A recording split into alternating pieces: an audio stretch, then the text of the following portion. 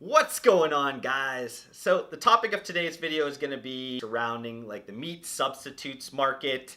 And if you guys don't follow me on Twitter, shameless plug, please follow me on Twitter. All the links are down below for all my social media. If you guys do want to follow me, I guarantee there's a lot of value you're going to get from following me on some of those social medias. But on Twitter, I tend to share, a fraction of the articles that I read throughout the day. It just so happens that people have noticed that I'm sharing a lot of articles that happen to be kind of surrounding the alternative meat, alt meat, clean meat, lab meat, whatever you kind of want to call it, market. And people have been asking me kind of what's my personal thoughts, because a lot of those times when I share articles, I don't tend to add a lot of, especially on Twitter, only having so many characters. I don't add a lot of my commentary in there. I'm just kind of sharing some of the things that I'm reading. So I thought this video would be good for me to share some of my thoughts. I'll be kind of blatantly honest. I am not an expert in the micro on this subject, so I don't know all the ins and outs of the details of what's going on with a lot of these things. I've read extensively, and obviously I pay a ton of attention to it, but I don't have hands-on experience with a lot of that, and I'm also not a scientist or any even close proximity to a scientist. I am a business person. I'm a strategy consultant. So my goal or my focus on this subject is primarily because I'm watching human behavior a lot of times. I'm watching a lot of the trends that are happening from the investment community, and I'm trying to figure out where are the areas of commercialization for products like this, or just some ancillary or spin-off things that could be appropriate for people that are already kind of leaning towards these areas and purchasing habits. So this is why I pay a lot of attention to it. And if you do pay attention to things on my level, like I do, you are obviously aware of this category or aware of this trend that's happening. You have been paying attention as well, because you're seeing massive growth that's happening in these categories. There's also a ton of money that's getting thrown at it from huge investors, and I'll kind of talk about a little bit of those big names and big investors later in this video. But that's kind of why I have really gotten into this. And the more that I've learned about it, the more that I've obviously gotten into some of the nuances and things that I'm interested in of the subject. But this video is going to be more of like my thoughts, the overview, give you guys a little bit of knowledge around what's happening in the world, and maybe that helps spark some of your curiosity. You guys can learn a little bit more on your own and kind of frame your own opinions about this subject. But in general, like meat, the category of meat, Americans, we love our meat. We eat a ton of meat. I think per capita, we eat the most meat over any other country. And this consumption of this protein source has been rising over the current kind of period. So this is something that has been happening. We love our meat. Any of my American viewers probably also love meat. So this is not, I'm not telling you guys anything, obviously, anything new that you don't know. The meat industry, production, raising the animals, all of that has gotten a lot more efficient, has gotten a lot more meat per animal, have been able to do more with less. They've also, by doing that, have driven the prices down to a manageable level where a lot of the first world nations can buy most of the meat cuts pretty regularly. We get adequate amount of protein in our diet as Americans. So these things have all been super positive trends for the meat industry. With more consumption and prices going down, to have the ability for more people to get meat and have more protein in their diet. There's also been kind of another trend that's been working in the background, where a lot of the population has been growing in some of these maybe third world or even like emerging countries. They're having now more established middle class. When nations start growing a middle class, they start wanting to have middle class consumption behaviors. So they're looking at protein-rich things like meat.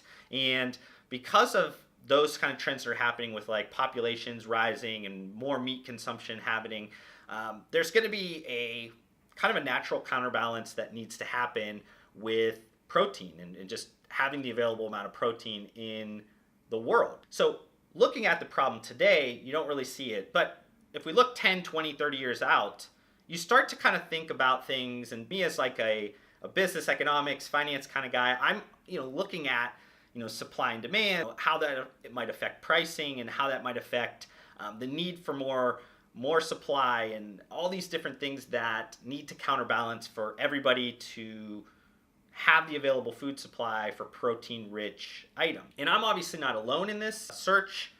There's been a lot of things that have been happening, and this is what I'm talking about with this meat substitute video here. So a lot of times people are kind of looking at two particular problems within this, and these are ones that you're going to read time and time again. People are usually harping on these two areas. One is around like the environmental issues with the increase in animal protein production. So I'm not going to kind of get into all of this. I don't necessarily subscribe to the total amount that some of these environmental studies put out there. I think a lot of them have been rewritten or reevaluated a little bit and realized that the raising of meat, especially beef, is not causing as much of the global warming and climate issues as we necessarily think. But that's not for me to talk about in this video. I don't want to really get into the environmental side of things because that's not really a focus of mine. If you guys are into that kind of thing, again, tons of resources out there.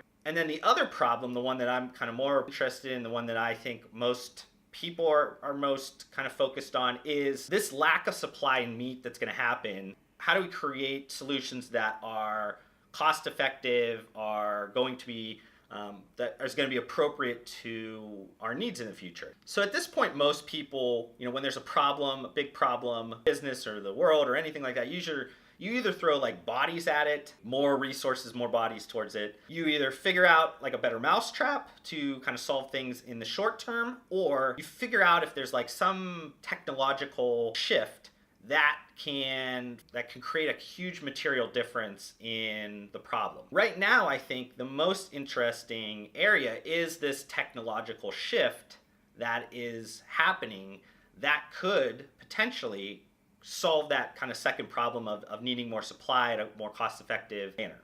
And this technological shift seems to be happening in kind of two areas. There's this idea of like meat-free meat, and I'm going to put meat in quotations because technically not meat, and this idea of like lab-grown meat or like fish-free seafood. And I'll get into what both of those things mean a little bit later, but those are kind of where most people are throwing a lot of their money towards creating technological shifts to help this problem in the now, but also definitely in the future. And outside of that, just so I cover it because I think people are going to maybe even shift to some of these already commercialized areas as well. They're going to be talking about one, like, what about all these like plant-based protein powders or meal replacements or things like that? Like, what about that? And honestly, that's a great solution as well. For a lot of maybe my listeners that are maybe on the nutritional supplement side or functional CPG side, it seems logical that people are going to want to drink a meal replacement or shake, something like an Ample or a Soylent or something like that. Like, those are pretty simple solutions. The problem is, how do you get that to be massively appealing to not only Americans, but kind of across the world? And I think that's kind of where maybe some of these things, they'll help, but they might not be the complete solution. And then on the other side, I think a lot of people maybe will make a comment about bug protein. And I think that bug protein is a very big possibility to be a solution. What I think the issue is more from the American side. Like, culturally, it's just not a thing. It's not something we do. And regardless if it's a solution, sustainable solution, and this is going to be something that can be huge source of nutrient-rich food, protein, that kind of thing. A lot of the world is already into that. Americans are not, and it's continuously tried to push by like companies like Exo that does like the cricket protein bars and things like that. It's just early on. I think it's going to take a lot of people trialing this and realizing it doesn't taste that bad. It tastes decent. I've tried one of the protein bars before in an airport. Both of those are very good solutions to help, but I'm not sure if they're going to help to the level that needs to be helped in 10, 20, or 30 years. But like I said earlier, what I want to focus on is more from like the technological shift side of things. So we're talking about the meat-free meat or lab-grown meat. So if we cover like just so you guys understand, like the meat-free meat that I'm talking about is things that you guys probably have seen a lot lately from a commercialization standpoint. There's two very big brands that are out there really kind of putting things out to market, getting people to trial those in two different ways, and getting into the supermarket so people are purchasing them. They're seeing real revenues, real kind of results.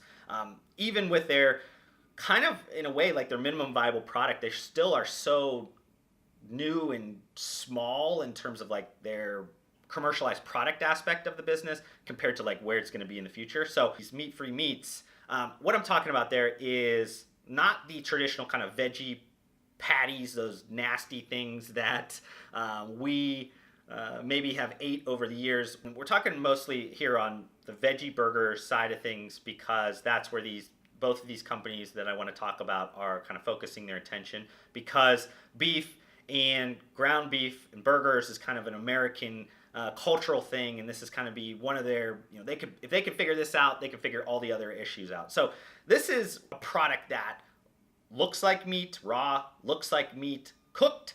It bleeds, it tastes like meat, it has the same nutrient basis. But what they're doing is basically taking molecular similarities in different proteins and engineering them commercialized options that mimic meat.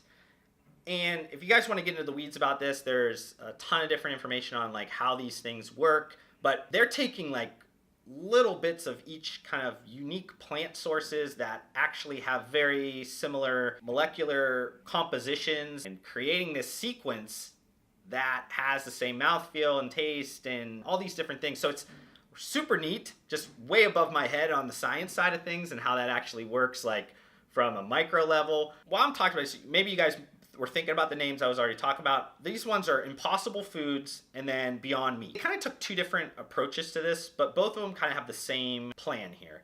Impossible Foods, this is the one you guys have seen at a bunch of restaurants. You're seeing it at a lot of the fast food restaurants. Then Impossible Foods can take this into grocery, mass, retailers, those types of things. And that's kind of their plan. And then the other side, Beyond Meat, they kind of just went straight into the grocery stores, into the mass retailers. And they're kind of also now going retroactively into the restaurant game. But in both of these businesses, I think combined have gotten over $500 million in funding at this point. So a ton of funding. They're getting, if you just think about that number, that's just massive amount of funding that they're getting from, venture capitalists, mega rich individuals, celebrities like Leo DiCaprio. You have Bill Gates. Also, which is mostly surprising, you have meat producers, traditional meat producers also like Cargill and Tyson making major investments into both of these kind of technology startups. So obviously a lot of really smart people, a lot of people that are really tuned into this are making huge bets on this being very disruptive, being a very fruitful investment. So it's definitely one that just on that point alone is something to pay attention to. Now on the other side, the other kind of technological shift that you're going to see a lot about is what they call like lab meat. So these are meat, these are not vegetarian or vegan options or anything like that. So these are a little bit different. They're kind of bridging the gap between the two. They're using a much different process in terms of how they're creating these products. These are from like self-producing cells of the animal. And those self-producing cells are kind of fed some type of formula or create cuts of meat, pieces of meat that don't necessarily have the whole animal attached. So you don't have to go through the whole like production process, the slaughtering, the raising, the slaughtering, those types of things. You're just taking cells, you are multiplying those cells become, what they actually are, the meat cut. And I'm obviously simplifying this, but that's kind of where this lab meat, clean meat type of scenario is coming from. So everything is created technically in a lab, or when it gets to the production level of where we need it, it'll be in massive warehouses. And kind of the big names that you're going to see when you hear about these things is Memphis Meats. Again, have a bunch of different investors in that one, and then also Finless Foods. They kind of focus more on the fish side of things, but very small amount of investment. Together, both of those are maybe in the $100 million instead of the $500 million. So more people are throwing money towards the one that they think has the most runway in the short term. Investment community is always looking for short-term return. They're not going to be looking out 20 years. This is probably a little bit early for investment of people that are looking to get return quicker. So you're not going to see that number come until they hit some of these milestones that really make sense, where they can then go out and raise hundreds of millions of dollars on certain rounds. But it's important to note, regardless, because this is kind of what is going to be the future of this meat substitutes market. The problem right now is, it's kind of the chicken or the egg. Because they don't have a ton of funding, they don't have the means to scale this, and the price per pound is so high, so the commercialization of it is not able for them to create more revenue. There's kind of this big cycle that's happening with the lab-grown side right now that needs to be solved over time. So obviously wanted to make sure you guys got some information about this topic if you guys were not aware, but wanted to share my thoughts a little bit now on just kind of where I think things can go, some interesting points about just the topics that I talked about. One is around like this meat-free meat and just kind of how that's positioned correctly in terms of what's happening with some of just behavioral patterns right now. You have this idea of like flexitarian, which is, I'm vegetarian or vegan sometimes, but I'm also meat eating and different things at that point. The ability for these meat-free meats like coming from Impossible Foods or Beyond Meat to look, feel, taste, all those types of things like meat, it bridges the gap for a lot of people like myself that are just really not interested in like a plant-based lifestyle. Even with my consumption habits, I might be more interested in trying it because of how they've positioned it. And why I kind of like that meat-free meat area a little bit more than lab meat at this point is because the lab meat is a little bit too sci-fi in the sense that, like, for me, I totally get it. I understand kind of what is happening and why maybe it makes sense, but we're talking about more on the regulatory side and people needing to wrap their heads around this. This is always a slope with technologies. A lot of times you kind of bum rush through it and then ask for forgiveness later with a lot of these technologies. But when we're talking about food consumption and things like that, it tends to be something you can't really push through. This isn't like a Facebook or this isn't like an Uber or something like that where you just kind of push through. This is something that is consumed by other humans and could affect them in a physical manner. The lab-grown meat industry kind of at this point being duly regulated by the FDA is probably more equipped to handle it in a way because they're more geared on the science from the pharmaceutical side, nutritional supplement sides, things like that. And then they have the other kind of the USDA, which is more traditional in terms of the food production, maybe trying to wrap their heads around. So there's going to be a lot of like butting of heads, slowing of process from bureaucracy, and a lot of things that I think slows up this area and why I think it's definitely going to be something that is going to be a big thing in the future, but just there's going to be a lot of things that are slowing it up. Like I said earlier, there are kind of solutions that are already out there now, even though we're not at a market problem at this point with supply and demand. You have the bug protein that has its own challenges in the US over, and maybe some of the other established countries, but most of the world has already kind of wrapped their head around that. Then you have more of that plant-based, dairy-free substitutes or meal replacements or different things like that. Again, I think those are fine solutions. I think there's a lot of value in those. You're going to see a ton of growth in those.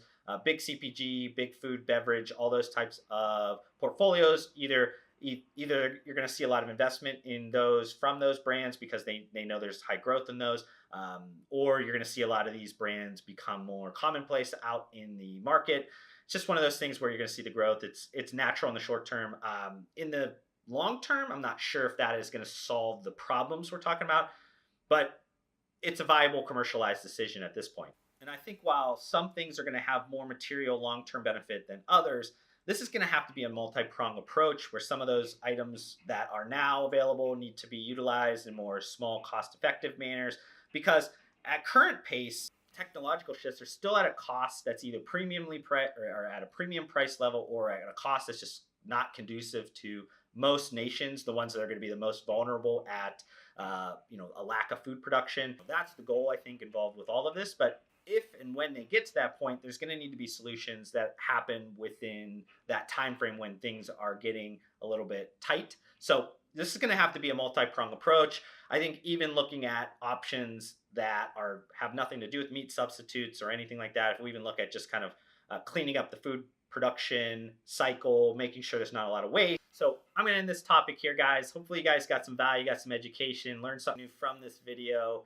If you guys did get some enjoyment, got some value out of this, I would love for you guys to hit the thumbs up button. It's right down below. It doesn't cost you guys anything. Just takes a half a second to hit that button for me. You guys don't understand how much that helps me. Also, that support helps YouTube understand that you guys enjoyed this video and helps my channel get spread to more people that are outside of my network. Hopefully they come involved, grow this community a lot stronger with some more subscribers in 2019. But just want to thank you guys one last time for giving me a little bit of your time. Hopefully I gave you guys some value in return for that time, and I'll see you guys in the next video.